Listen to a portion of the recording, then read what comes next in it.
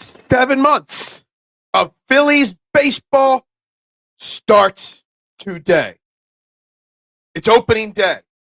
It's the first game of 162. It's going to be a long 7 months. It's going to be a fun 7 months. But we're here to do our final preview and prediction for the Phillies 2025 season and a little prediction on today's game as well. Sure. We're live taking all your thoughts and opinions in 30 seconds. Pop, pop, pop, pop, pop, pop, julep. Pop, pop, pop, pop, pop, pop, julep. Pop, pop, pop, pop, pop, pop, julep. Pop, pop, pop, pop, pop, pop, woo!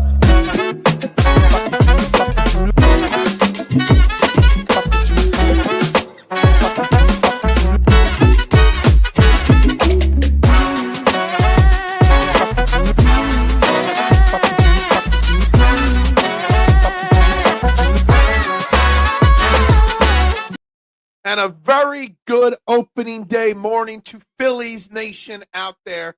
Welcome to Trending in the AM right here on the STT Sports Network. We're live, YouTube and Twitter, you know the drill. Wherever you're watching, please hit that like button. Please hit that subscribe button as the race to 500 subscribers is getting closer and closer by the minute, guys. So please like, subscribe, share, tell one, tell all, tell five, tell 10. This is the place to go for all your Phillies, Eagles, Sixers, Flyers talk, great guests, everything all year long, guys. I'd greatly appreciate it. The only place where your opinions actually matter. I'm your host, Phil Stiefel, and yes, it's opening day, 2025 for our Philadelphia Phillies. Opening day in baseball is so special. It's special, man. Baseball's one of those sports that just brings around childhood, memories, summertime, springtime. There's so much that goes into it. And while I am an overly critical person of this Phillies, not negative, critical, something still gets me excited for opening day. The homer, the delusional homer fan, comes out on a day like today in me. I'm ready to go. I'm ready for game 1 of 162. I'm ready to forget about all the negative that I've put out there and just predict a 150-win season and a World Series champion, because that's what opening day is like. Opening day just, it means summertime. It means new beginnings. It means springtime. It means the Jeep top comes off soon. So many things that center around opening day. It's just one of my favorite days of the year. Every year, opening day. It doesn't matter that it's cold as hell here in the Philadelphia area this morning. It's opening day. That's all that matters. Yes, Anthony, let's go Phillies. That's basically what it is. We got lots to predict and lots to get into. Dylann Davis from DSM Media will be joining us in a couple minutes here to spend some time with us this show to give his thoughts and predictions on this upcoming season.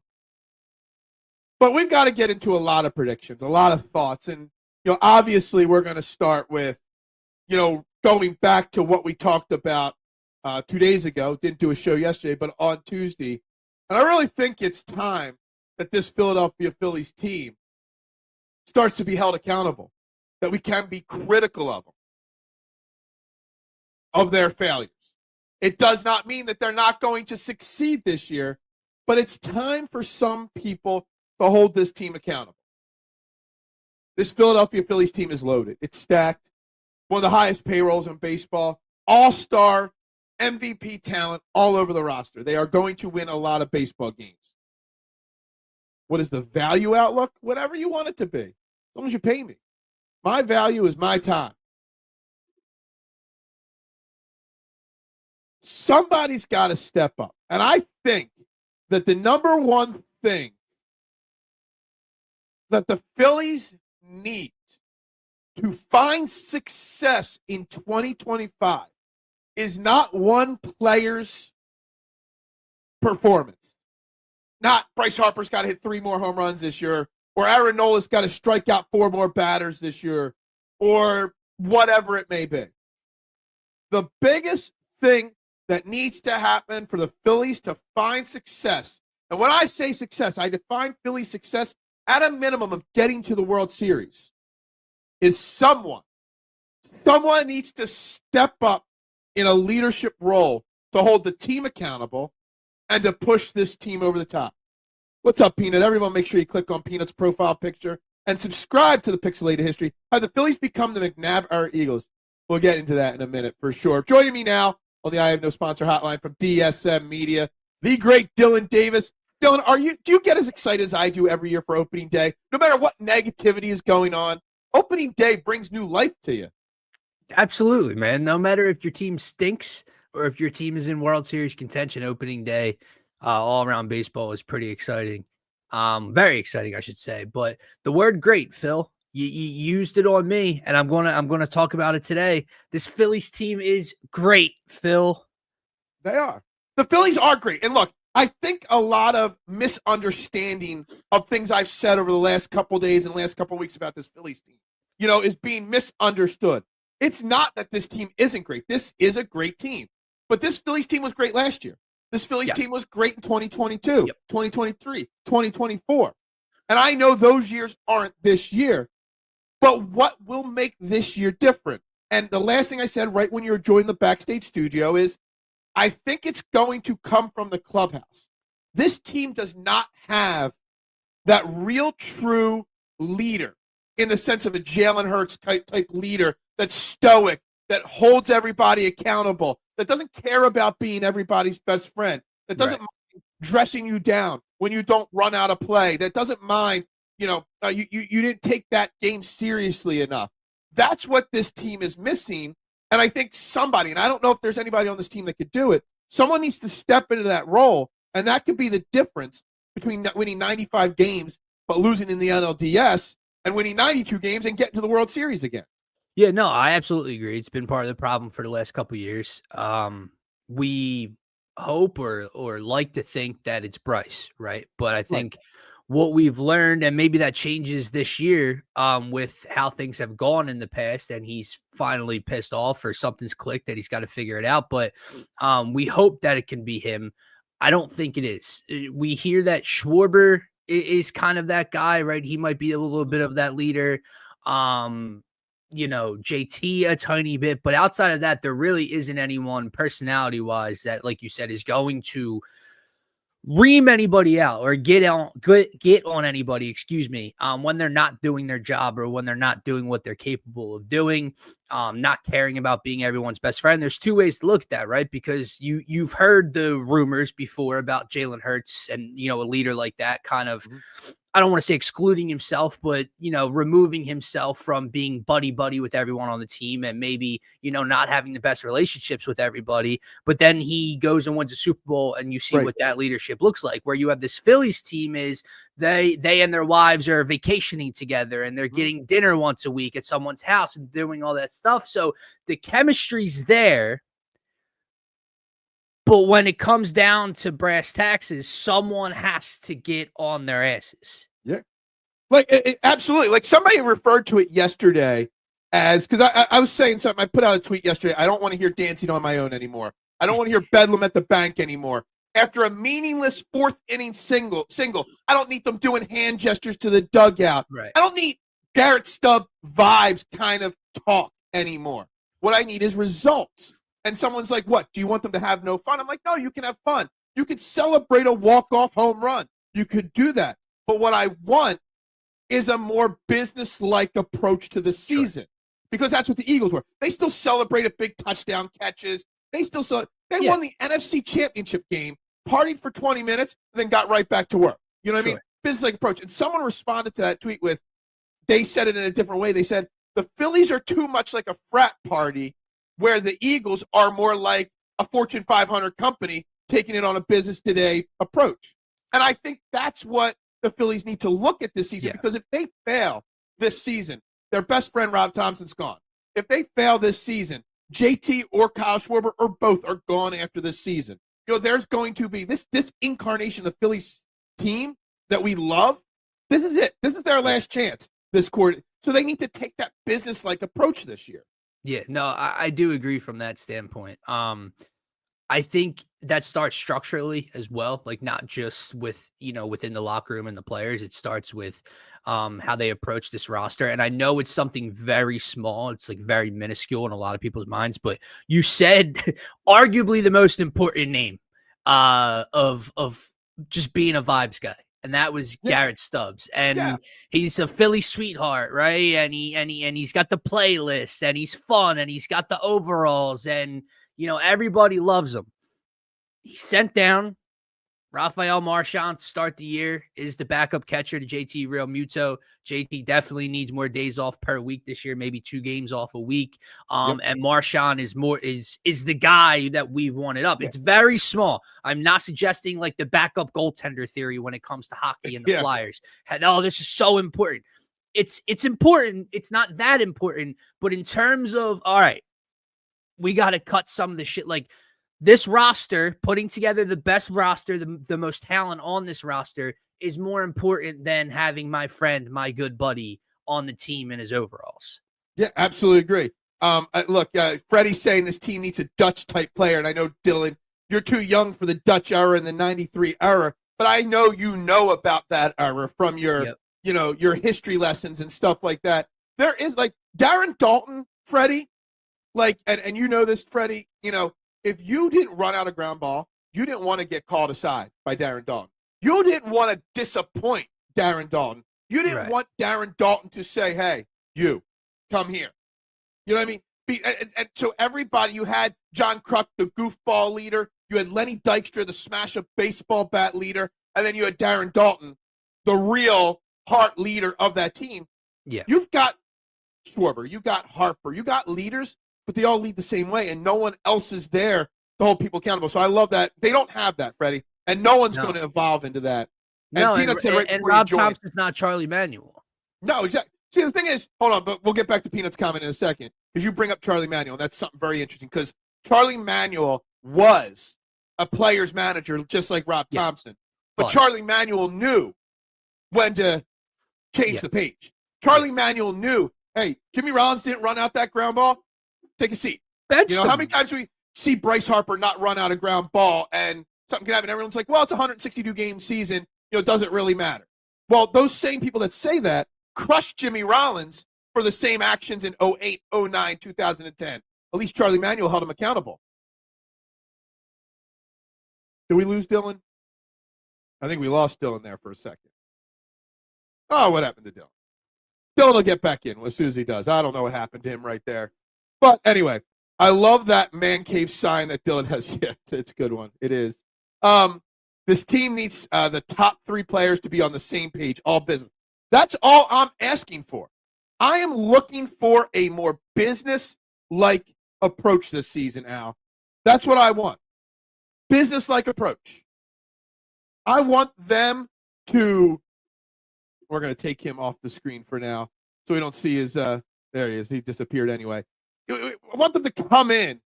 Yeah, he went all business. Yeah, Dylan went all business.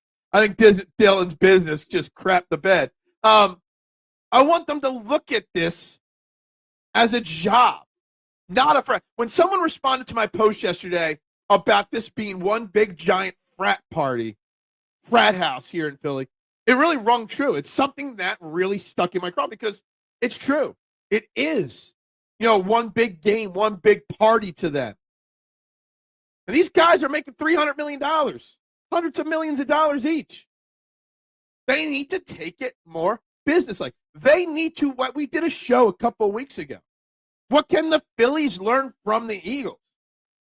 What they can learn is how to be more business-like. Oh, so afraid this was going to happen, so we're doing it on the phone just so for you. It's all good. It happens, It's all right, it's no big deal. But Big Al's saying the same thing we're saying. We need them to be all business, and I think it's a very, very valid concern. We did a show a couple weeks ago, Dylan, talking about how they can learn something from the Eagles. And this is exactly what they can learn. What's the business at hand? You can party after you hoist the trophy. But till then, let's get to the point of being able to hoist the trophy. Yeah, it's funny, too, because I think last year when they went into spring training and they kind of set out that personal goal, right, of having a better regular season, getting off to a quick start, winning the division, and they were able to do that. So I don't want to say it wasn't business-like going into the season and throughout it, but it's almost like the eyes on the prize moved a bit when they for the regular season, and it clearly I don't know if it taxed them when it came to the postseason. I don't know what the problem was when it came to the NLDS series against the Mets, but yeah, I'm less worried about winning the division, Phil, and being a little bit more Yeah. business as the season goes on. I want to get back to this because we haven't had a chance to address it yet. Peanut said a few minutes ago, and again, guys, click on his profile picture, subscribe to his channel. Great. Him and his son do a great little channel there together. Have the Phillies become the McNabb era Eagles, which is just a talented team that can't win the big game, because that's what the McNabb era was. And honestly, this is their last chance, Peanut, in my opinion, to prove they are not the McNabb era, right? This is it. Harper won't go anywhere, but outside of Bryce Harper, everything is on the table after this season if they don't, at a very minimum, get back to the World Series. I agree. Like, part of me wants to say no, right? Like, part of me wants to brush that off. Because if like Scotty and I, we've had comments about, they're just so Sixers-like, and I can't stand that because they're not in the realm of this trash, right? Like, let's cut that out.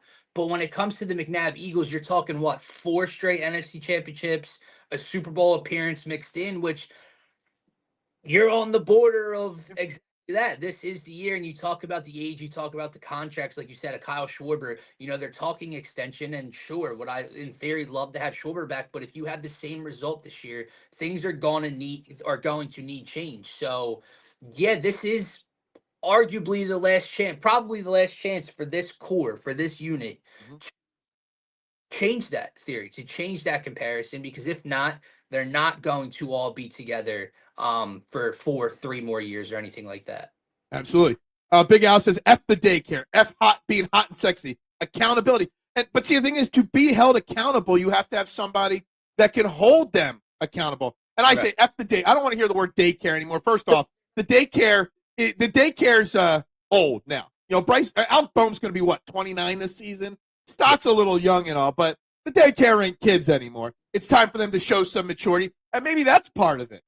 Maybe that's part of the frat house. Maybe Alec Boehm having a famous girlfriend now, might reel in his party days. I don't know. Maybe Stubbs being gone reels that in. But I don't want to hear daycare. I don't want to hear Bedlam at the bank. I don't want to hear any of this partying. I don't want to hear somebody come up with the name Bamboo Brad anymore or anything like that.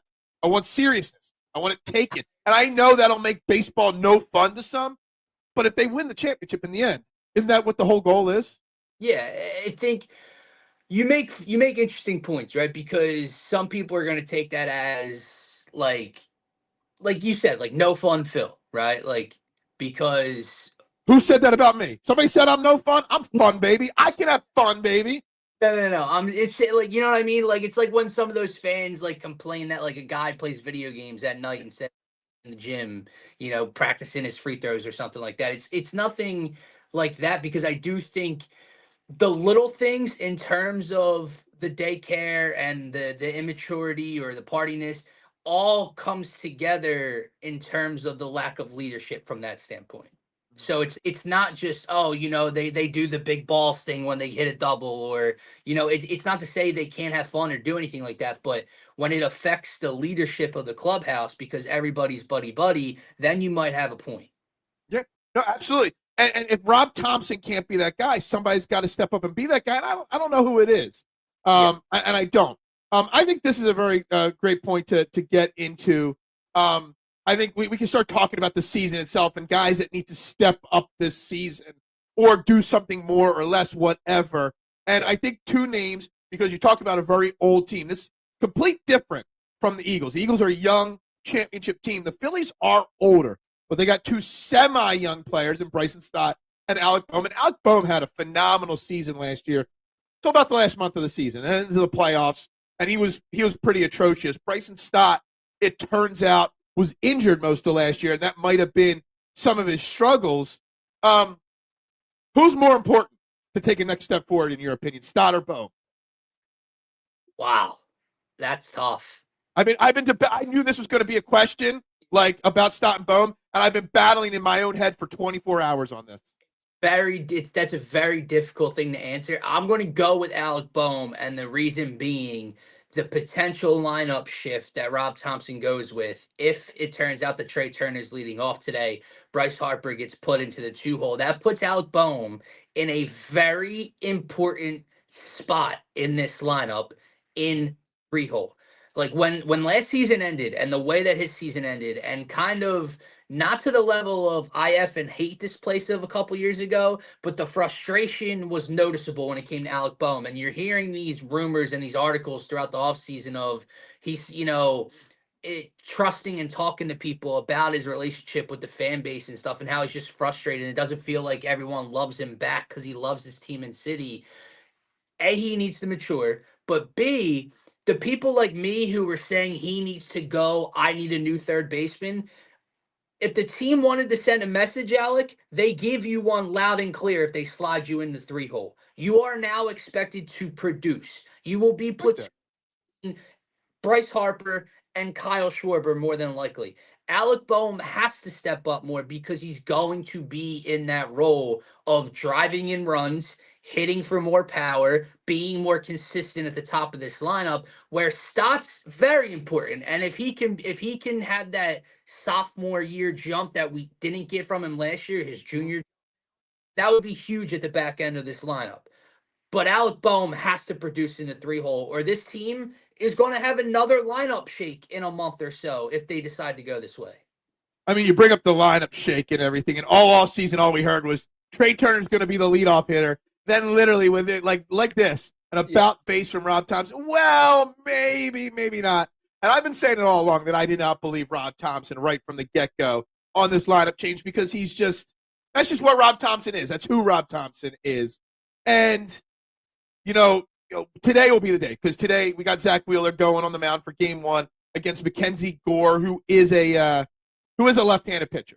Yeah. So, in theory, today could be one of those days if we're platooning the leadoff hitter that Trey Turner actually gets to. I hate that. Oh, so do I. I think I don't like Kyle Schwarber leading off, but I'd rather him lead off 162 times than them split it. That's just dumb, personally. I agree. Yeah, no, I want part of platooning the leadoff hitter. You either do this for Trey and the betterment of the lineup and the team, if you think that's the way to go, to get more out of Trey and get him on base. And we know all the reasons why that would be an upgrade there to the leadoff. But you either do it and you stick to it, or you don't do it at all and you stick to what you have won a lot of games with the last couple of years, because mixing up the mentality each and every night, basically, of how you're approaching this first at bat cannot be good for Trey Turner, who has struggled in the past here in Philadelphia to keep this all intact. Yep. Another thing, I don't need standing ovations either, just so you know. For struggling players, no standing ovations. Speaking of Trey Turner, I said all along I thought that he would start with Trey Turner, and then the first sign of a struggle, either from Turner or Schwarber, he'd flip it back and then stick to it. This is the problem, because I think he really truly does. Because every analyst out there, you heard Jimmy Rollins the other day talking about it. It should be Trey Turner. Everyone's saying it everywhere that it's Trey Turner. But again, this goes back to the root core problem. Rob Thompson's best buddies with Kyle Schwarber. Kyle Schwarber probably at some point went to him like, yo, I still do prefer to play hit in the leadoff spot. And Rob Thompson's like, all right, I guess we'll ease you back into it for the fans and stuff like that. And that's, again, part of the core problem of this team. Well, two things, right? Because if that's the case, and it's the case with the other guy I'm going to bring up, I love both of them, but that absolutely pisses me off to not, for the betterment of the team, for possible more team success, to do something you're a little less comfortable with. By the way, Kyle Schwarber has hit all over the place when it comes to lineups in his MLB career. So if that's the case, I don't want to hear it. The other thing, Phil, which we were talking about leadership and who's going to be the guy, this will tell you a lot if that's the case with Kyle Schwarber, because the rumors are that it's the same with Bryce Harper, that he's not all that comfortable moving up to number 2 in the lineup. While Rob Thompson says, I don't care, and my lineup is Trey Turner, Bryce Harper, blank, Kyle Schwarber, or whatever the case may be, that's a good sign. That's Rob Thompson. That's a different leadership role in the locker room because that actually, I'm very high on this team. Yeah. That pisses me off, and that will piss me off if the manager gives in to the two players because they're not all that comfortable moving around in their lineup. Anthony says he would have traded Alec Boehm this offseason. I dabbled in that conversation. I said somebody needed to get traded. Somebody on the starting, just to shake it up. If you weren't going to fire anybody, you had to trade somebody and do it. Big Al says stop because Crawford is almost ready to go. I think you mean Aiden Miller because Aiden Miller would be the infielder there, Big Al. Yeah, Stott's got a lot to prove. You know, I'm hoping that the injury held him back last year because I had a lot of hope. I really liked Bryson Stott. I thought he was going to be a great player. Aiden Miller a little further out. Crawford's an outfielder, though, so yeah. I'm very excited for Justin Crawford as well. I think he's your center fielder of the future. Maybe he's the leadoff hitter of the future on this team. I don't know. What's up, Dives? Morning. Opening day is for optimism. The starting race rotation should be elite. The offense is still top 5 and still room to improve. Alvarado's going to be huge. He's just getting it all out of the way. Yes, the rotation is elite. We all know that. We'll talk about the rotation in a minute. The bullpen is one of my biggest concerns. Not for the regular season. Yeah. Playoffs, it's the lineup. The bullpen in the regular season is a concern for me, Dylan. Alvarado does look great this training camp, or spring training and all. Strom, been a little injured. You know, you're going to expect a lot out of Orion Kirkring. The bullpen's a question mark to me. Yeah, well, it's not as deep as we've gone into previous years with, which deep is not a great word because we thought it was deep last season, and then we came into the regular season, and Gregory Soto can't see the mound, and Sir Anthony Dominguez lost it, and now we're down 2 relievers we thought we could rely on. So maybe it's the same depth-wise, and, you know, we got to rely on the same 3 to 4 guys most nights. And Orion, hopefully Strom stays healthy. Romano's the new guy over here, and then you have technically 4 you should be able to rely on. It is the weakest part of the team, though. That's no doubt. The interesting thing is there's a lot of question marks surrounding Dave Dombrowski. Mm-hmm. Bullpen, oddly enough, is the spot that the area of this team that I'm most confident in him addressing at the deadline, or addressing well enough at the deadline, right? Not a Noah Syndergaard 5th starter, not bench bat like an Austin Hayes, not anything. I know Estevez didn't work out. He's made bullpen moves the past 3 years that have helped this team come playoff time. So if that's the weakest spot, I'm a little more easygoing because I have confidence come July that'll look better than any other spot he would have to adjust to. Big Al's, I guess, got some hope in Banks as well in the bullpen. Dives asks, well, first off, Dives says something about a Dylan and Mike Small show. I don't even know that show. That must be really dating you there.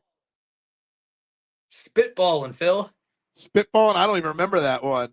What are your realistic expectations for Kirkring this season? I think it's a fair question, Kirkring, because I think Kirkring and Alvarado go hand in hand to an extent because they both have closer capability. I know Kirkring hasn't done it. He's younger and all. And when I first saw Kirkring come up 2 years ago, I'm like, this kid's going to be a closer in 2 to 3 years.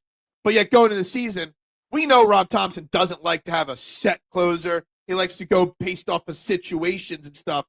I think Alvarado, if healthy, could be an everyday closer.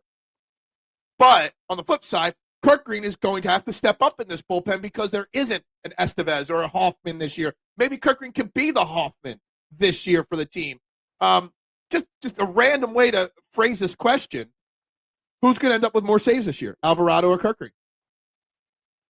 Can I go neither?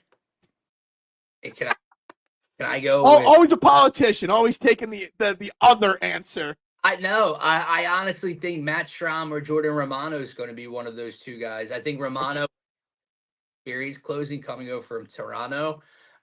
Strom, I think ideally is going to be their guy. The problem with Alvarado, who I would love to say yes to, and I think he has closing stuff, man. And we know this, right? Like, if we go into this season talking Phillies, like, oh, we've kind of seen this movie before. If there's a movie we've seen before, it is Jose Alvarado is going is going to go through a spot where he loses it. And that just scares the brakes off of me when it comes to a clutch ninth inning performance. He throws 102. Can he stay consistent with it? If he pitches like he has in the spring all year, he'll be an all-star closer. I feel like I've seen that movie one too many times to trust it. Orion, another guy, pumps 100.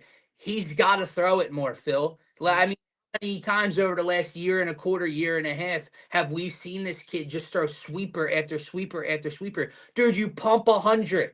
Throw it. So I honestly think it's going to be Matt Strahm as long as he stays healthy at the end of the year. But of those two, I'll go with Alvarado. I think he'll get put in more ninth inning spots than Thompson will rely on Kerkering for. I'm going to throw one other. There's going to be another bullpen move added to this team in the next month or two, in my opinion, and that's going to be Ranger Suarez will be the fourth or fifth guy in that bullpen at some point this year.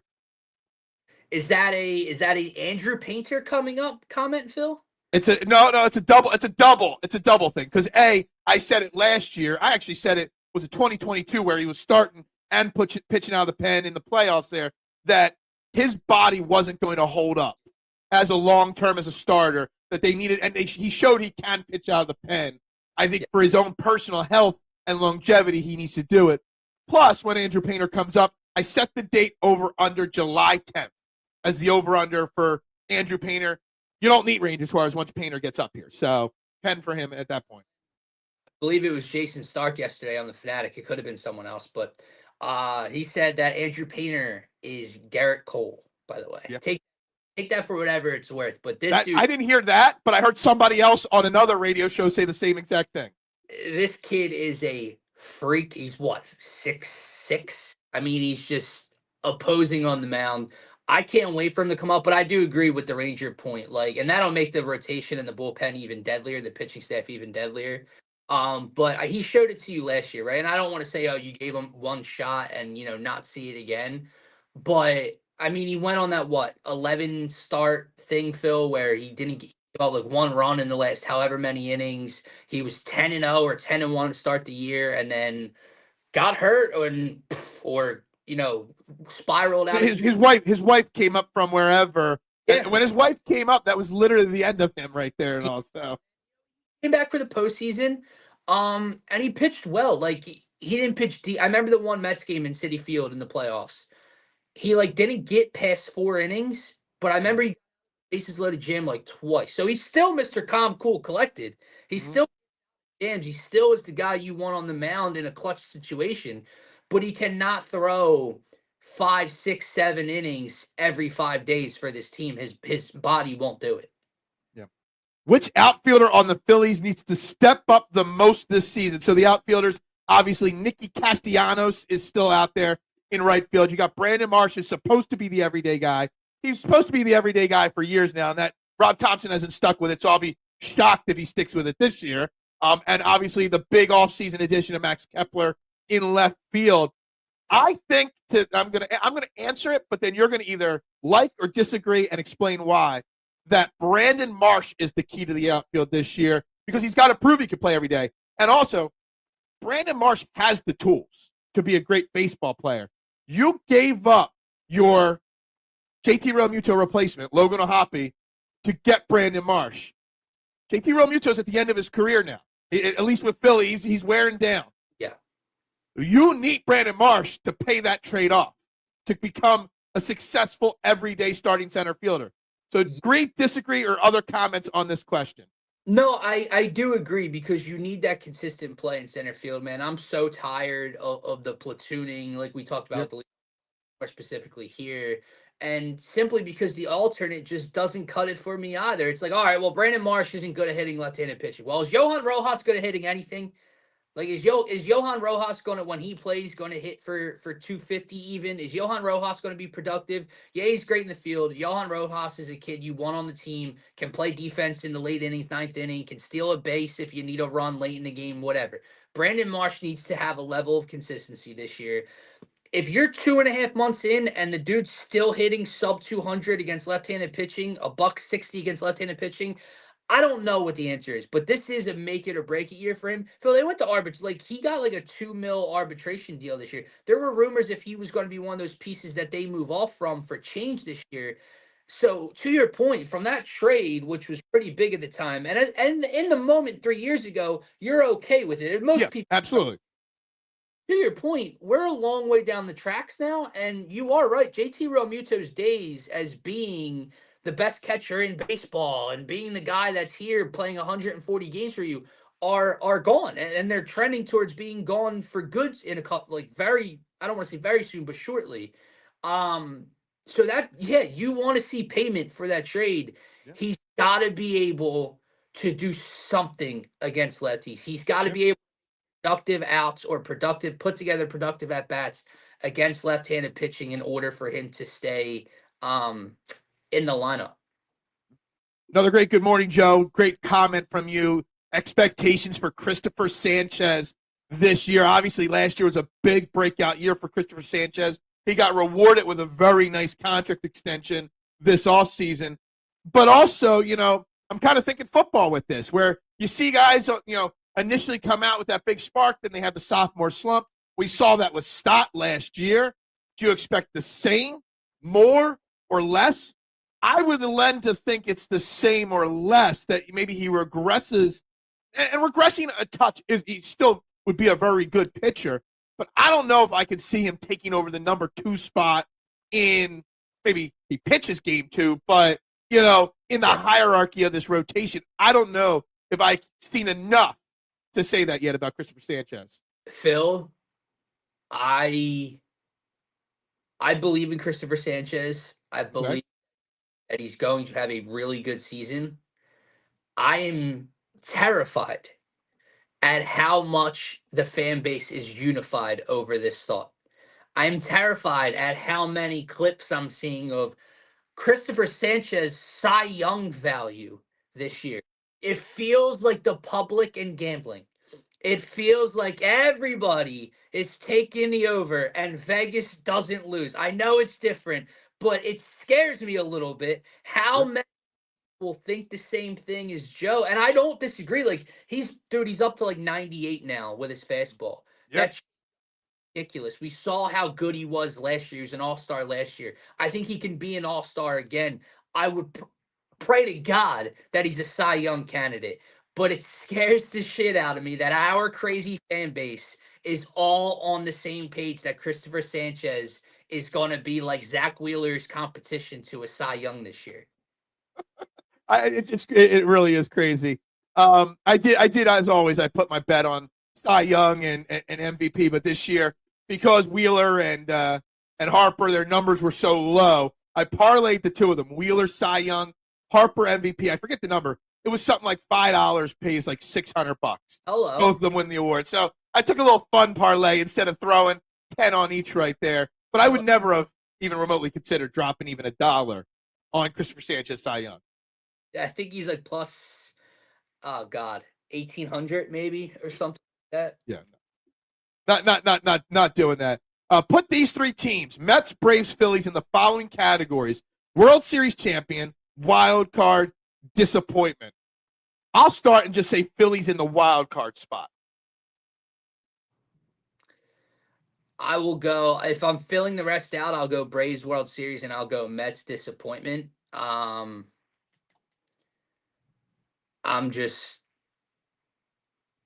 not going to put the Braves over the Phillies with what the Phillies have done to the Braves. I think you could put any 3 teams in any 3 of those spots and have a valid argument for all of it. You absolutely could. The Braves, look, I don't think the Phillies are going to win the division this year. I said it yesterday. I think they're going to have a very deep playoff run. I think, we're all scared of the Dodgers. We get how much money the Dodgers spend. I understand that. But I think the Phillies are still in World Series contention. I think the Braves win the division. I think they're going to be healthy again. Acuna is going to be back in May. Strider's supposed to be back at some point this year. I think they already won, 89 games last year with that roster. So they're going to win a lot of baseball games in the regular season. I just, if we're worried about how we've looked in the past couple postseasons, well, what confidence does that instill into you with the Atlanta Braves in the last couple postseasons with what we've done?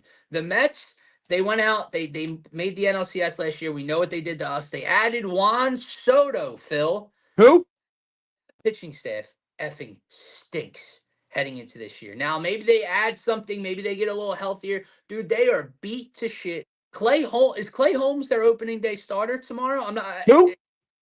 Reliever from the Yankees, Phil. The Who? dude started in his life. They paid him a boatload of money to come be a starter for them because that's how bad their rotation is. So no, I don't think the Mets are going to be back in NLCS competition this year. That leaves the Phillies and the Braves for me. We'll see how that story plays out at the end. Yeah, it's crazy because I don't even care about winning the division. It's all about making the playoffs. But I could see, I put the Phillies between 90 and 95 wins. I put the Braves right in that same category. The Mets I put in that 88 to 92 range because of the pitching. Dives wants to know over/under starts Painter at 6.5. It's got to be the over. If he comes up mid-July, that leaves him room for about 15. Maybe they don't pitch him every single outing, but he's going to have 10 to 15 starts this year, right? I think Andrew Painter probably makes somewhere in that 12 to 15, like you said. I think Matt Gelb posted his. I think he has him coming up in June as well, and making like 14 starts was his prediction this year. Obviously, a little bit more plugged into you and I. So there has to be some whispers. Yeah. Painter coming up for the Phillies at some point this year. So yeah, if it's 6.5, Dubs. Yeah, it's way over. Can he win Rookie of the Year? They don't have rules in baseball like basketball where you have to play a certain amount of games. So if he comes up and dominates like Garrett Cole, then absolutely he could be. As long as he comes up by the 4th of July, just after the 4th of July, I think you can actually absolutely put him in that category. Yeah, I think that was the other thing that Gelb said. He has him finishing second in NL Rookie of the Year conversation. Okay. So he's that good, guys. Like, he's going to be in the conversation no matter when he comes up, how many games he pitches and starts for this team. But I do agree. The problem is, Phil, I'm not plugged in enough to know who the Rookie of the Year possibly might be in the MLB this year or in the National League this year. So who knows? Yeah, exactly. I said this the other day, and I'm sure you'll agree, that whenever his first game starting for the Phillies it will be the highest rated regular season baseball game in years for the Phillies. And if it's his major league debut is in Philadelphia, they will be going on StubHub prices just like playoff baseball, right? Yeah. Well, first of all, they better set it up that way, right? Well, yeah, exactly. When you think about it, though, because do you want the kid making his start on the road, depending where it is, or do you want him making his first start in what will be one of the most raucous crowds of the entire season to go see that? So it's funny when you think about it that way, but no, it's going to be a huge deal when he makes his debut because he's homegrown, right? Like Bryce is a huge thing, and we've had Wheels is a huge thing, and some of these other guys. But when you have a homegrown stud like this that you've been waiting for years, because let's face it, baseball, specifically the Phillies, take their time with these 17, 18, 19-year-olds coming up, right? This isn't the NBA, 18 years old, 1 year in college, and now he's a stud in the league. We've been waiting for Andrew Painter, and then he had to get Tommy John last year, and once he makes that first start, yeah, this place is going to be going nuts. I like this comment from Big Al. He's putting too much pressure on him with no big league starts yet. Probably. And he is coming off of Tommy John surgery as well. So throw that into that question as well. I get it, but I don't think there's pressure on him because you've got Zach Wheeler, Aaron Nola, theoretically Christopher Sanchez. He's going to be this year the 4th most important, maybe 5th most important pitcher because Luzardo is going to be an asset in this rotation as well. So there's pressure on him because we're excited, but there's no pressure on him to be the man yet. Right. And the counterpoint is when you are that guy, and not the man, not, you're needed to be the number one guy like a Paul Skeens, but when you're a talent, when you're that level talent and you are that type of dude, pressure doesn't or shouldn't seem to matter, right? Like, again, ask Paul Skeens if there was too much pressure last year. Yeah, absolutely. We got one vote that DD, I'm assuming that's not Dave Dombrowski, but Dylann Davis makes weekly visits for Phillies updates. All right, so you got one request there. What's that? I said whenever he wants. Yeah, absolutely. My overreaction take for the Phillies this year, Bryce Harper will be home run king this season and win the home run derby in Atlanta and defend it next year in Philly. Let's go. Steven Fuentes. What are your expectations for Bryce Harper this year? I mean, obviously he had a slightly down statistical year last year, but he was still an outside shot kind of MVP. I forget. I have last year's numbers. I know he finished in the voting, but not very high.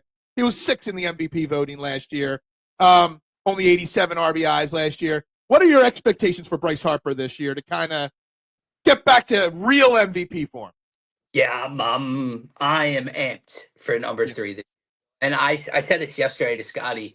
I don't necessarily know that it's going to show as flashy in number wise like it did in 2021 when he brought home the MVP. I don't know if it's going to be that, but I think you get a different Bryce Harper, right? I think if anyone is going to take how the last couple seasons have ended, and specifically last year has ended, and turn that into fuel, it is going to be that guy. If there's a guy that maybe might not be the vocal leader, but is going to go out there every single day and put on a show and lead by example, it is going to be that guy. I think you get a year full of clutch moments from Bryce Harper, big hits. I think he hits around 30 home runs this year. I think he stays healthy. I think he drives in close to 100 RBIs. I am amped for Bryce Harper to lead the way for this team because I don't know how many more great MVP years Bryce has left in him. Maybe he's got 5. I don't know. But that window that everyone keeps talking about and the age of the Phillies, right? That's starting to come to a close. I don't think this year and they never have a chance again. It's not that. Right. But 3-ish years of all-star Bryce Harper, all-star this, all-star that. I think he goes out there and tears up the league this year. Maybe he's not hitting for 303 with 32 home runs and 100 RBIs, but I think it's somewhere in the ballpark, and he's to where they want to go. Phillies must start strong this year. The NL East is going to be crazy competitive. Look, here's the thing. We started strong last year. Yeah. We were the best team in baseball right up to the London series. It's not just starting strong. It's finishing strong. And what were we last year? From the London series on, we were basically a 500 baseball team. Oh, yeah. But we only got to the playoffs because of our strong start last year, in theory. So, yes, they need to start strong, but they got to find the motivation to maintain it throughout the season, right? Right. And then I think you had, what, was it 23 or 22? No, it was 23 when we opened up in Texas and then went to the Yankees. We started, 1-4, 1-5 that year. We got swept by Texas. And then went to the Yankees and only won 1 of 3. So yeah, we were 1-5 to start that year, and the sky was falling and we were freaking out. And then they kind of flipped things around. So I guess the better word is just consistency, right? Like, can you strong, finish strong, have consistent play? That's just the tough thing about an entire summer is we get so lost in every game and every week that like last year they started strong, and yeah, they were a 500 team, but I remember looking back and it was really July, the end of June and basically all of July bit them in the ass. And then August and September, they were very good again. So it's like, can you just avoid a month stretch of piss poor baseball, essentially? Yeah. Mick Abel over under 0.5 starts, dude. He ain't even one of the top 5 prospects in the Phillies. I don't even know he's a top 10 prospect. That boy just never really materialized into the. Remember, this was one of those untouchable prospects, too, that we couldn't trade years ago, just so you know. Yeah. No, that's the under. He's coming up. Bryce, the last 3 World Series games against Houston and the last 2 games in the NLCS against the Diamondbacks, 1 for 20. Bryce has got to step. Everybody, Anthony, has to step it up when we get to the playoffs, for sure. Mister, what's up, my man? Phillies have a winning World Series is if the POTUS sends ice to. Oh, my God, stop. I should have known before I even said that. Is there any world where a trade happens mid-year and acquires a certain all-star third baseman out of St. Louis and Harper moves to the outfield? Any chance? No. No, I don't think so. There was another question about a trade up here, and I missed it. I don't even know where it is. Oh, there it is. Is there a trade? Is there a position you'd like them to make basically a big trade to upgrade right now? Closer. If Rob Thompson would use a closer. No, I agree. Yeah. I guess that would be what it is, yeah. This is the year we see more mature leader in Bryce. Well, he is Mr. TikTok chef now, as Al reminds us. I hope we see less TikToks and more leadership and mature leadership from him, right? Yeah, no, I do agree with you. That I think that all plays hand in hand with the, him making a 30-second TikTok at night, cooking something isn't going to be a big deal, like you said. But to your point, it all matters how you're producing. No one gives a shit if Bryce Harper's hitting 300 home runs and he's making TikToks. Bryce Harper goes through a slump for 2 weeks and he's making TikToks. The fan base is going to be pissed off. Whether that's right or wrong in life, it's how it's going to be in the spotlight. So there he is. There's the Pump Man. There he is. But you know what? Me and the Pump Man have disagreed a lot over the years, okay? A lot. But he's not wrong. The Phillies are an older baseball team.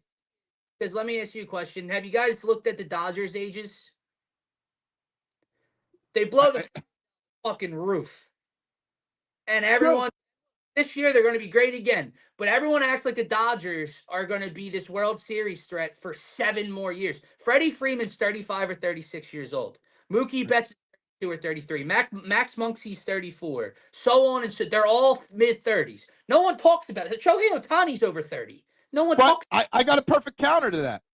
They've won how many World Series? Well, they got one recently. They won a COVID one in 2020 with no one on this team, basically. And then, last year. And look, they're ridiculous, Phil, because they get whoever they want. Like, their team is quite arguably one of the best, most deepest baseball teams I've ever seen. I'm not talking about this year. I'm just saying, like, the Phillies have a 31-year-old and a 32-year-old and a 32-year-old, and we're washed and we're old. But people act like Freddie Freeman's going to be the best first baseman for 3 more years. He's 36 years old. No, I get it. But they've won the World Series. The Phillies have fallen short. I think that's why nobody criticizes them like they criticize the Phillies and all.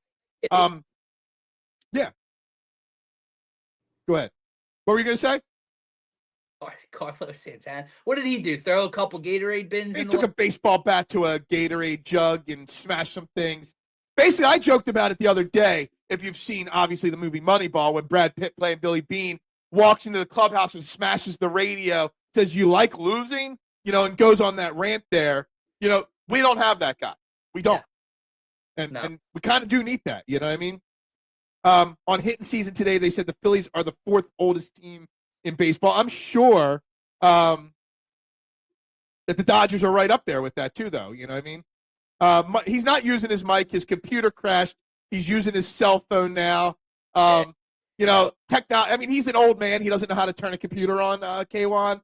So, it is what it is. Very afraid it was going to happen. So, for whatever reason, my Mac desktop, when we got a booster down here now, just flails out in the middle of stream. So, I've been using my laptop. I tried to get the link on my laptop that doesn't mess up. And I went on Twitter and it was saying it couldn't open it. So then I texted it to myself and it wouldn't open it. And then I emailed it to myself so it wouldn't open it before I hopped on. So I said, F it, I'll just do it on the Mac. And we got where we are, Phil. So now we're on the cell phone. It's okay. We do what we got to do here. Mets got Juan Soto. We got Max Kepler. Yeah, I mean, you're not wrong, Pump Man. You're not wrong. The Phillies tied the Dodgers with the most quality starts from their rotation last year. If someone takes a step back, who would be? I was going to ask you about the rotation. But the top, we talked about Sanchez. We've talked about Painter. This team really will go pitching-wise as one of, if not the top 3 pitcher in baseball. Zach Wheeler goes. Aaron Nola coming off another strong season last year. They're both getting older in age. They're both north of 30. Are you concerned about their age, the innings that they've put in? If you look at Aaron Nola year by year, every year he has a sub-4 ERA. The following year, he has a north of 4.5 ERA. Are you concerned? They've pitched a lot of innings over the last couple of years, those two guys. Any concerns with them? And any thoughts on, can they do it again and dominate and set us up for success? No, I absolutely believe they can. Zach Wheeler is going to be in that Cy Young category again, so your ticket's going to have life, Phil. He's going to be, if not the best pitcher in the National League or in baseball, he's going to be a top 2 or 3 pitcher in baseball this year. Nola's the interesting one, right? He's always, when you talk consistency, that word doesn't go with Aaron Nola. Yeah. Problem. For some reason, I have like this weird feeling that he's going to have a good season, not a great season, not Right. he's great as well. I think he's going to have just a strong season this year. Um, you bring in Luzardo, it's not really there's no step back there, right? He was hurt last year pitching for a bad team. To Dodge's question, if there's anyone like set up to have like a step back, no matter how small or minor, it would be Christopher Sanchez because this level of expectation in their mind. And if he's not that, then that's going to be considered a step back. You're not getting a step back from Zach Wheeler. I just hate to break it to you. That cliff is not here yet. Mhm. But yeah, that ain't No, happening. I absolutely agree. I mean, they are the best. Look, I mean, Aaron Nola didn't have like the season you're expecting from Aaron Nola. It's kind of exactly what he did last year. It's not like he was crazy great last year. He pitched 200 innings. He had a 3.6, 3.5, 3.57 ERA, 33 games. You know, he pitched good, pitched really good, but I don't expect much better than that, but I also don't expect much worse. The question is how much better can Zach Wheeler get? And, you know, who said it a moment ago here, we should have Painter and Crawford up already. Painter will be up. You can't rush Painter. You know what I mean? You gotta protect that Tommy John surgery and that arm. But Luzardo is going to be a viable thing. The problem is that the reason why I think people are clamoring for Painter right now and to rush it, which they can't because they didn't even pitch him in spring training, so he's not even ready. It's because of Taijuan Walker. Yeah. Here, before you even answer, do you think the fact that Taijuan Walker is going to start next week is part of the reason why a portion of the fan base, like myself, has instantly become very negative on this season? Possibly because you just see that name Yeah. and it just gives you nightmares and it gives you just frustration right off the bat, just on the screen, on the paper, seeing it. The problem I think with it, and you know, we can argue he shouldn't even be on the roster. They should just eat them, whatever the case may be. Um, Joe, I'll talk to you in a second. Um, is they went out and got Luzardo so Taijuan Walker wouldn't be a factor anymore. You're not expecting that your third or fourth starter from last year um is going to get hurt in spring training and not be able to go and start the year on IL. No, I agree. Taijuan Walker, I mean, we all say just eat the money, you know, whatever, but the valuation of the Phillies just came out, what was it, yesterday or 2 days ago? $3.1 billion valuation on the Phillies. Come on, you're telling me John Middleton can't just eat the rest of that contract and just let him go? Like, all I said all offseason is we need a change. And here we are, opening day 2025, and there's no change other than Luzardo and Max Kepler. This is the exact same baseball team that we put out there last year, and here we are already. We were told the change in the lineup. The lineup change isn't happening. We were told the rotation was going to change and no Walker. Here we are week one, and here's Taijuan Walker. I hear you. And to address Joe and Pumper, because my God, look, I'm not making excuses. I'm not saying that this Phillies team is the best team in Major League Baseball. I'm not saying that they are going to go hand in hand with the Los Angeles Dodgers and win a World Series here. What I need everybody to do is take a breath and think about it logically. I don't know. Maybe they're one and done. Maybe they win a World Series. This is a top 4 or 5 team in baseball. Minimum. They are a top 5 team in baseball. They have arguably the best rotation. If it's not the best, it's number 2. They still have a top 5 lineup. What we get frustrated with it, they cannot go cold because they won't win a World Series if the lineup comes up short like it has in the past. Still top 5. Mm-hmm. Just see how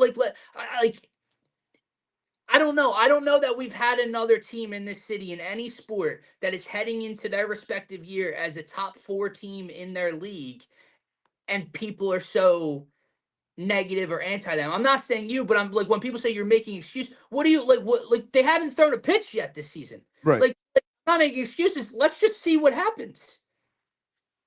I mean, think of it this way.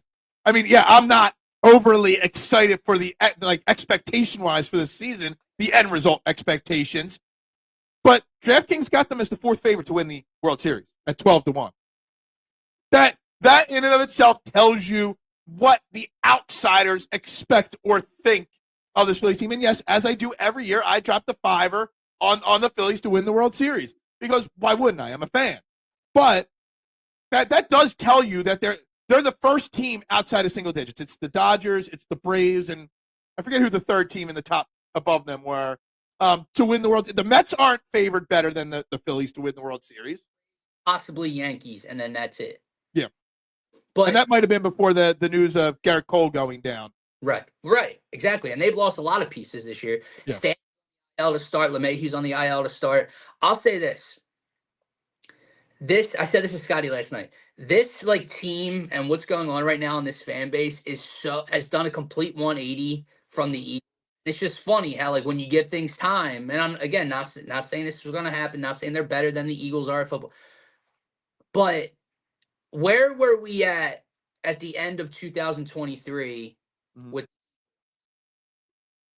Where were we at through week 4 or 5 with the Eagles this year? And it's okay, well, hold on, let's see how things play out. And I said, you mentioned Vegas. Well, I'll take it a step further. And this is not to say, oh, look, these guys that work for MLB Network, they know best, right? I don't care. I don't care what the national media has to say 99% of the time.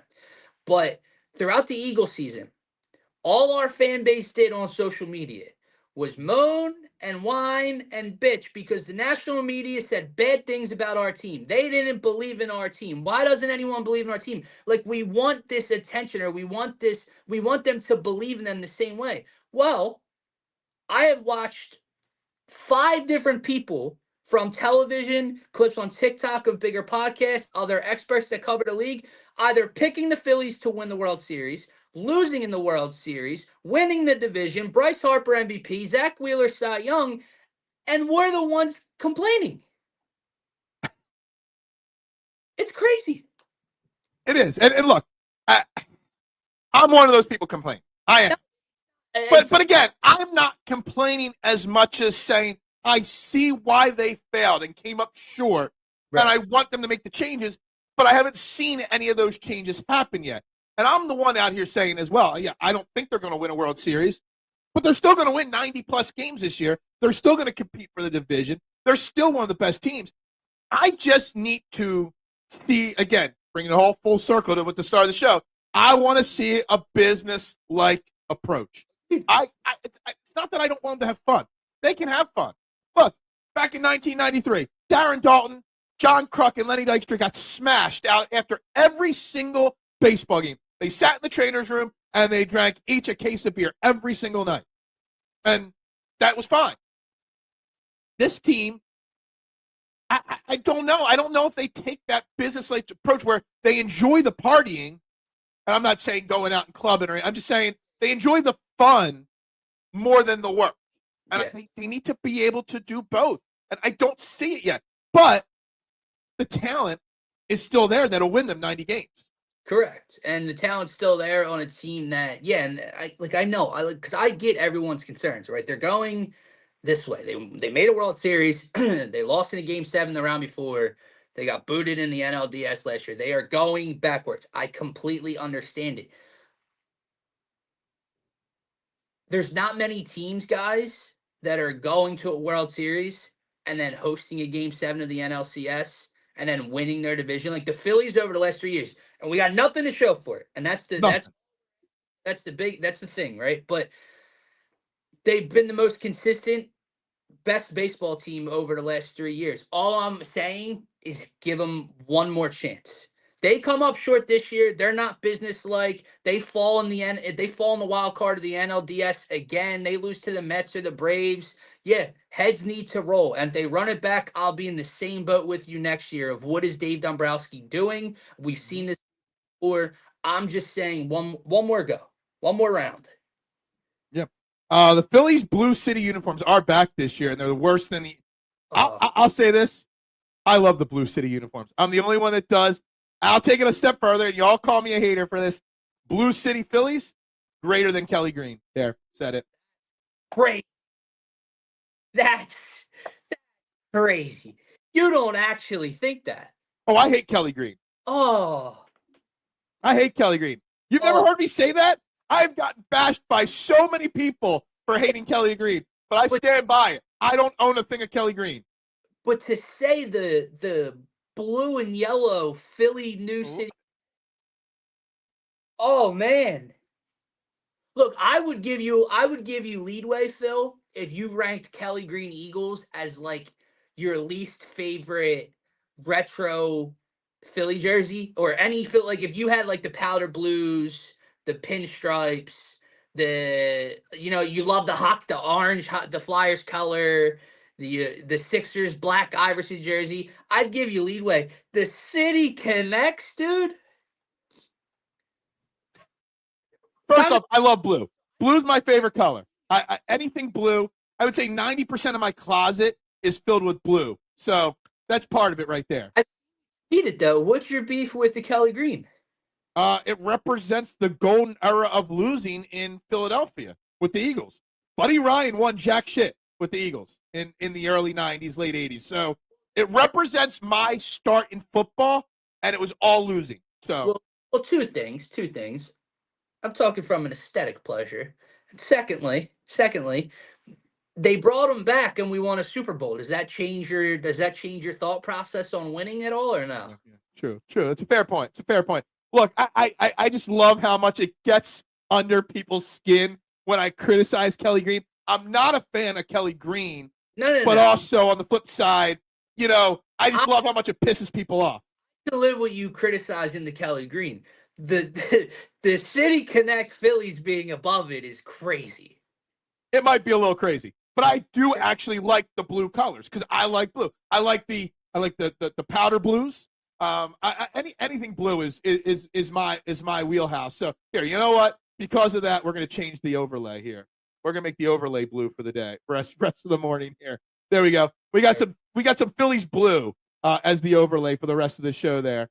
Because yes, that's what I like there. Guys, you're watching Trending the AM right here on the STT Sports Network. Please like and subscribe and share. Started at 477. After that last comment of mine, we probably dropped to like 200 subscribers instantly with that comment. Call my therapist. I need a therapist. Call me, yeah.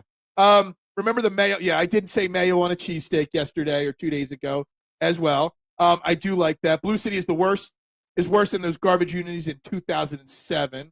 Oh, hold on. Breaking news. Is this real breaking news here? Flyers fired John Tortorella? Is it official? Let me refresh Twitter right now. Everything on Twitter is just Phillies right now. So I don't see anything about that, but maybe it happened. It'd be good if it happened, but I'm just refreshing one more time. I do not see anything about this, my man, but that's because my timeline is just flooded with I'll check. I'm getting on with Phillies stuff here. Phil's credibility out the window. I never had credibility to begin with, so that doesn't really help or hurt me at all. I was wearing my Blue City Connect Orion around Atlanta yesterday. Good. That's good. That's a good thing to do. Never get to 500 subs with that attitude. Nope. Never going to get there with a good attitude or a bad attitude. Not the Kelly Green. The City Connects are the worst. I'm looking forward to the next Sixers City Connect jerseys when they break out the black Iverson jerseys next year. That's the only thing I'm looking forward to next year with the Sixers. The yellow with the blue is terrible. You're talking to a guy that wore his blue and yellow sunflower tie to school every single day in high school because I love the blue and yellow combo. Just happened. Wow. Tortorella is officially gone. We've got 4 or 5 people saying it. Yes, I do put mayo on my cheesesteaks. Yes, absolutely. He DM'd it to me. All right, I'll check my DMs. Phil is a Patterson Avenue crip. I don't know about that. Anyway, it's good. It's good that it happened. There's the text from him. Jeff Seversky says it. Torch relief of his duties. Coach Bradshaw, associate coach, will be interim for the rest of the season. All right. Yeah, the Flyers tweeted it out as well. There we go. So it's official, which is good. I could care less about the Flyers right now. I'm still waiting for the Daryl Morey firing coming in the coming weeks. Hopefully. But yeah, I mean, John Tortorella moving on. John Tortorella and the Flyers have been a disappointment this season, right? Yeah, it's tough because it's kind of what we not signed up. I'm not saying everyone in the fan base signed up for it, but I think they're open with the fact that they're in a rebuild and they've stockpiled, I forget how many round picks. They have like 6 or 7 draft picks this year. They have to hit on them. The thing I respect the Flyers for is A, they're open, and B, it seems like they're headed in the right direction. It seems like with Danny and Jonesy, they've put together a plan. Mitch Cobb's obviously a beast. That's step one. And over the next, 2, 3, 4 years, hopefully we have a more productive team. I just think what Tortorella said was crazy. You know, that's why the signing was a little bit crazy. And he's kind of had influence over the last couple of years. Like I've seen clips of him with Danny and Jonesy, like making roster decisions with young kids, not just like, oh, does that make the fourth pair D line? It's like, no, it's like he's calling it on Jet Luchenko and different things like this. And it's like, well, the dude doesn't even care long term. So what are we doing? Yeah, absolutely. Absolutely. Look, we can move back to the Phillies here. It is still opening day. But yes, John Tortorella fired. We'll get into that maybe a little bit tomorrow more, guys, as I think about it a little bit more. Pump Man brings up an interesting thing here. Waiting for Dave Dombrowski and Rob Thompson to be fired. And yes, I have been the guy pounding the table for a long time that Rob Thompson is not the man to get us over the hump. Rob Thompson is not going anywhere, realistically speaking. He is going to get the full season because there's too much talent on this team for them not to win enough games this year, right? So the question is there a scenario? How bad can it get or would it have to get for them to pull the plug? Because I keep thinking back to 2022, firing Joe Girardi. I was pounding the table before that season to move on from Joe Girardi on DSM Media, and they did it midseason. It was like June 2nd, June 3rd. How bad would it have to get for Rob Thompson to be fired from the Phillies midseason? Worse than that. I mean, Joe Girardi, I think they were like 21-28 or 22-29. It'd have to be way worse than that, and that's not happening. Like Rob Thompson. Well, hold on a second. So you're saying that if the Phillies are going into June at say 21-28 or whatever it is, no. Rob Thompson's still safe at that point? Yes. All right, just checking. Yeah, no, it'll be safe. It's weird, man, because look, I respect your opinion about it because you've been saying this to me since day one. It's not like you just right. Said that series, so I respect that. I'm different, right? Like I see the flaws that people see in Rob Thompson's managerial style. The bullpen decision making, the 2-player friendly, the not doing anything, not being too vocal, whatever the case may be. To me, like, and again, I know we haven't gotten the ultimate goal and we haven't brought home a trophy. Dude's taken over, won a lot of baseball games, gone to a World Series, gone to an NLCS Game 7, and then won a division. He's not getting fired, right? He's not getting fired on a 2-month bad start. That's just not happening. I do just want to address our favorite commenter, the Pump Man, because while you may agree with him on this, Phil, I think that's part of the problem, right? Because Brian Pumper has probably been commenting on mine and Scotty's show for, I don't know, a couple months. He's fairly newer to the program. I've never seen him say a positive thing. He hates Jalen Hurts, still doesn't like Jalen Hurts. The Eagles were this and that when they were winning game after game after game. Yeah, I know the Sixers, but even before the Sixers were like this bad, Joel's this, Joel's that. I'm not saying that's completely wrong, but Joel's the player's trash. Everybody's old, Phil. So, like, if you think the Phillies are old, when we talked Trey Hendrickson and Myles Garrett, he called them old, didn't want them. You know how old Trey Hendrickson is? 27. I want to stand up for the Pump Man for 1 second, okay? No, I am. I'm going to stand up for him. Rick, we're going to get to your comment in a second here. He didn't do it on this show, okay? But I do watch other shows, okay? And I do quietly lurk in the comment section to see if my core is watching other content out there. And I saw the Pump Man go on at least 5 other shows and say, I am sorry I was wrong about Jalen Hurts. I did say it. I'm waiting for that comment, Brian. He didn't do it on my show. I guess he didn't do it on your show. But I saw him on at least 5 other networks apologizing and dropping big super chats, too, in his apology for Jalen Hurts. Job. Anyway, let's get back to it. So why would Rob Thompson get fired? So here's it. We're in the final 15 minutes of the show today. We're going to give our final prediction here. So here's the question before we give the prediction. Yes, sir. What does Rob Thompson and this Phillies team have to accomplish this year? How far do they have to go that he is safe? Because I think there's a certain level in the playoffs that he's got to get to, or this is his last chance.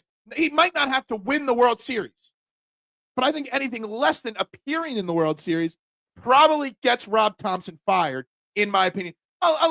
Maybe if they make it, maybe Game 7 of an NLCS, just the ball doesn't bounce their way, maybe. But that's about it. He's got to get to Game 7 in the NLCS, or at least the World Series, to be safe, in my opinion.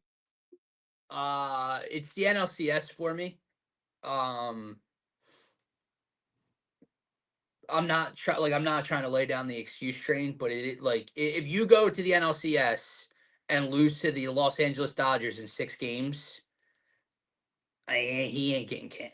Like if the Dodgers go on and win back-to-back World Series, like, all right, man, I've been to 2 World Series and I've been to, 3 NLCSs in 4 years. One of them, and the other I lost to the Dodgers more recently in 6. Like, he's not getting canned from that perspective, but I do think, look, he's getting the full year. So when I said that comment earlier about a bad start, he's getting the full year no matter what. But I do think there is a realistic possibility that there is a move made if, they were to lose again in the NLDS after winning the division, right? They get the bye and then lose to a wild card team in the first round of home field. Yeah, you could see something. I'm not saying it's likely their thought process is long term, but for me, it would be the NLCS, specifically the Dodgers. Like, you get to the NLCS and what if you get to the NLCS to the Dodgers and get swept in 4 games by the Dodgers, lose all 4 games like 10-2, 9-0, and whatnot? Say they get destroyed in the NLCS. I think it would depend. Again, that still would suck. But It would suck. Can you imagine getting to the NLCS and just getting blown out 4 straight games? No, I hear you. I think it would depend on what the Dodgers did the entire run. Okay. Like, Gotcha. if they went like, what did Moses say? Faux. Like, if they swept everybody and then they got to the World Series and won in 4 or 5, like, I think at the end of the day, you're sitting here like, what did we let this team do? Like, please age into retirement, because this is just ridiculous. But I'm not going into it with that mindset, though, Phil. Like, they are that great. They are really, really good. I think people are underestimating how tough it is to get back to a championship, nonetheless, a World Series in a 162 game baseball season. Yeah, I agree. And just so you know, Rick, I was not calling for Nick Sirianni to be fired. I stood up for Nick Sirianni all year long. Even in the offseason last year, I was saying Nick Sirianni. I just see a difference between Nick Sirianni and Rob Thompson, in my opinion. But I know you've been saying it for months on end. Phillies are winning the World Series. And you know what? I respect, Rick, your opinion that you're so adamant and confident in it. Yes, Jalen Hurts is a Super Bowl champion, 100%. See, Brian could say nice things about Jalen Hurts. No. You see those little dots? He just had to get that little jet. It was like a sarcastic, good for him. Yeah. I can actually imagine him saying, good for him. Yeah. Like, no big deal at all. Yeah. I did say Tanner McKee will be a Super Bowl champ. You did say that. Yeah, you did. It's Negadelphian. It's not Negadelphian. It's holding people accountable. It's being honest with yourself. It's being realistic. Firing Joe Girardi midseason got this team to a World Series. Yeah, true. Good point, Anthony. And that's why Rob Thompson got them to the World Series, because he caught lightning in a bottle. But that's just my opinion. What did Joe Girardi do in every season prior to that firing? Oh, not my bad.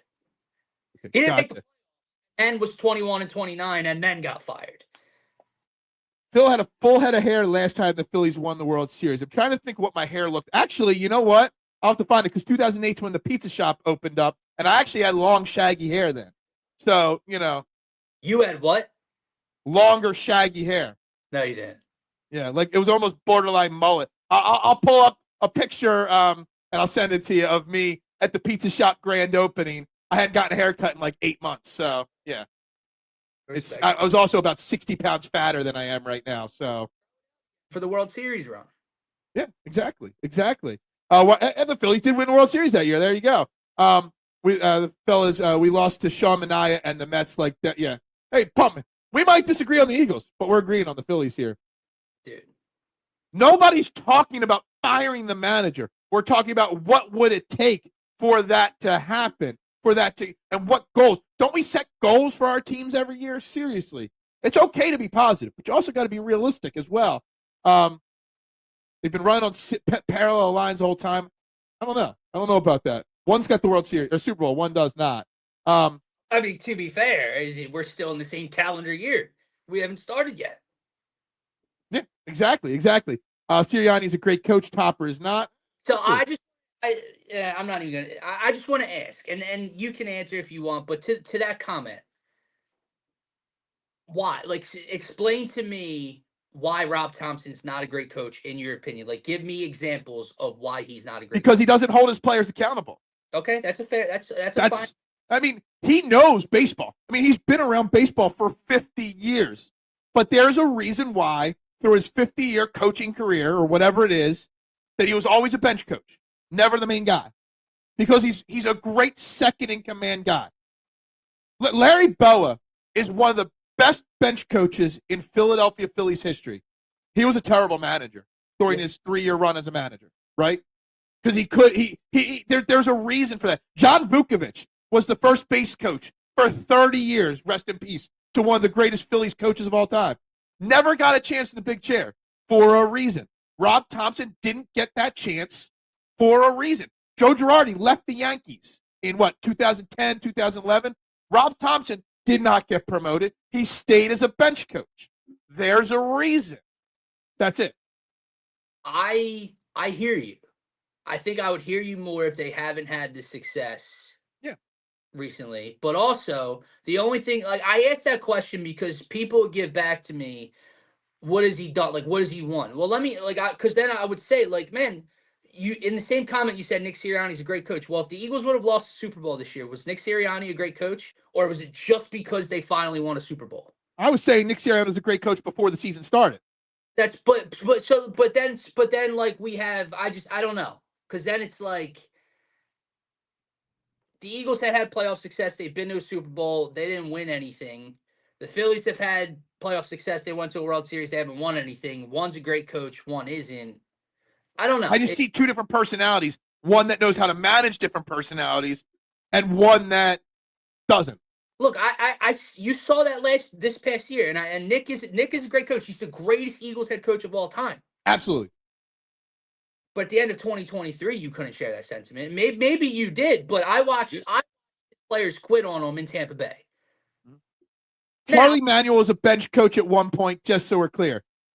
Charlie Manuel was a bench coach, but he was also the manager of the Cleveland Indians and took them on a run, then went back to being a bench coach. So Charlie Manuel had been a head coach before, or a head manager before coming to Philly, just so you know. All right, real quick, firing through these comments here real quick.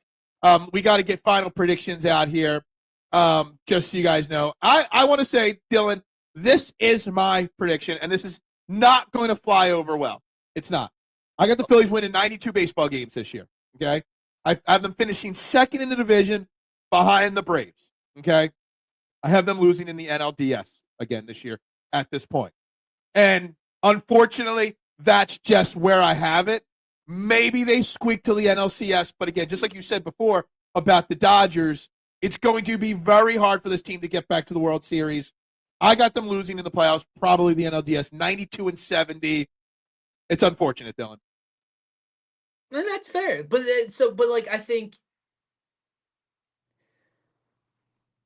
I don't know what I want, how I'm trying to phrase this, because that it would be a letdown. It would not be where we want to get to, but it's just funny, like the direction of not from you, but the direction from the negativity of the fan base.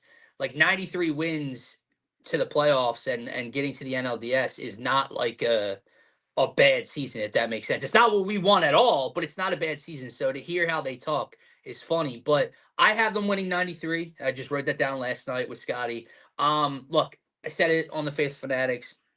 I got them getting there. I said it last night. If I get them getting there, here's the thing. I think if they get there, Phil, they're winning it all, because I don't think there's a team out in the American League that is better than the Phillies. There's just not. As long healthy, which would result in them getting there, because if they're not healthy, they're not getting there in the first place.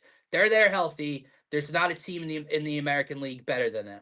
It's getting there because, unfortunately for us, if we're a top 3 or 4 team, the teams above us are all in the National League. It's that route that you're going to have to get through, whether it's the Braves in your division and beat them for 3 times in 4 years, whether it's a rematch with Juan Soto now and the Mets, whether it's the Dodgers coming off a World Series win. That sucks, right? I think they get there. I think there's something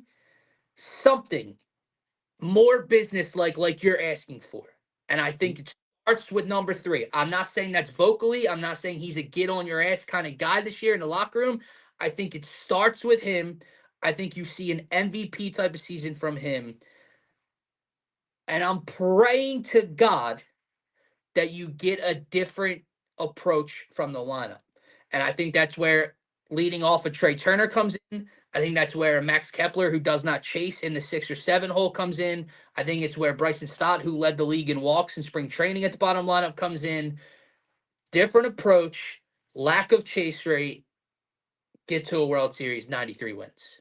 Yep, absolutely. So Drew, we'll get into this more tomorrow on the show. We did cover it, but yes, we both agree it is the right move. So anyway, it starts today, 4:00 in Washington. You said you're going down this weekend for game 2 or 3? For Saturday's game. Awesome. So we got Zach Wheeler on the mound today going against Mackenzie Gore, a lefty who's had some moderate success in his few years in Major League Baseball. Younger pitcher here for the Nationals. Do the Phillies come out with a win on opening day? Yes. Yeah. They are not starting the season 0-1. They are not losing the Zach Wheeler start.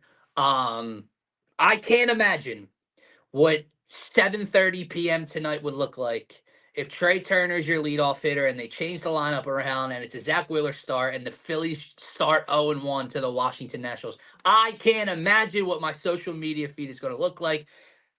Please don't allow it, and they won't. Now, I will say Mackenzie Gore is the type of lefty pitcher that throws a lot of junk that gives this Phillies lineup trouble from time. He's a Luzardo type that gives us trouble. So good little test to see if anything has changed approach-wise, Phil. Right off the bat. They'll win this game. I think Wheeler gives you – I think he gets through 6, depending on how the game flow is, depending on pitch count, But I think maybe he gets into the 7, something that he deals.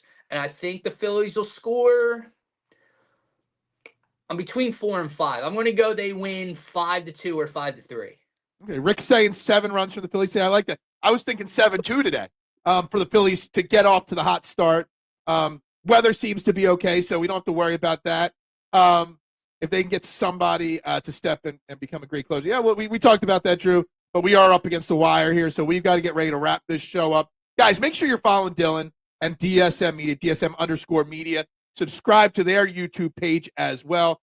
Mitchie Poo, don't ever change, please. Don't ever change. Phillies win 6-9 tonight. Mitchie Poo is a 30-year-old man trapped in a 12-year-old's body, but, it is what it is. Guys, make sure you guys find them. Dylann and Scotty are doing great work over there. I'll go 7-2. Dylan's going 5-2, 5-3 today. We both got him winning some games. We both got him in the playoffs. We'll see how it goes. It's going to be a long season. I am going to take this Phillies season, Dylann, very businesslike. I'm not going to get too high. I'm not going to get too low. I'm going to stay the course, stay focused with the ultimate goal, which is winning a World Series, and hold them accountable if they do not. Very businesslike this year. I like it, man. I think that's what this fan base needs to do. I think, and another,